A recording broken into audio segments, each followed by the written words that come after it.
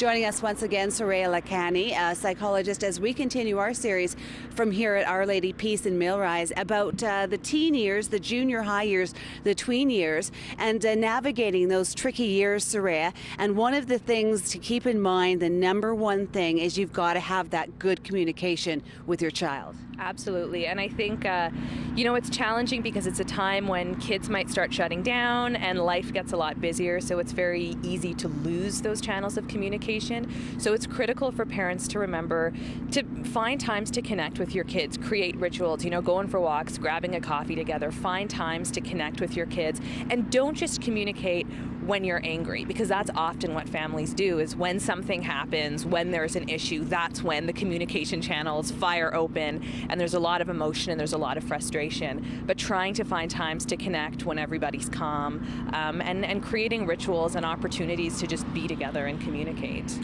And when you are having some sort of an issue, make sure the parent is an active listener. Absolutely, yeah. So very often when a child starts talking, particularly if they're talking about something parents are not happy with, it's very common for parents to jump in, to interrupt. I know what you're going to say. I don't need to hear anymore, and to immediately go straight to, a consequence. And that can be a very alienating and frustrating experience for a young person.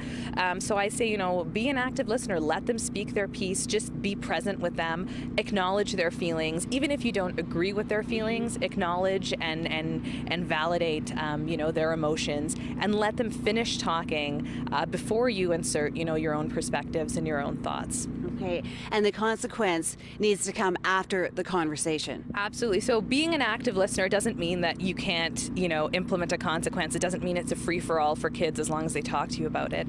But if you are going to implement a consequence, do so after you've had a chance to talk to your child and explain to them, just as you've listened to them, explain to them where you're coming from, because they will be more open to what you're saying. They will learn more from whatever consequence you're implementing if they feel that they've been treated fairly and that they've been heard from beginning to end.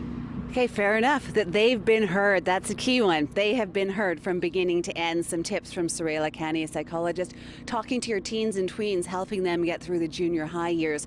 And it all starts with the good communication at home.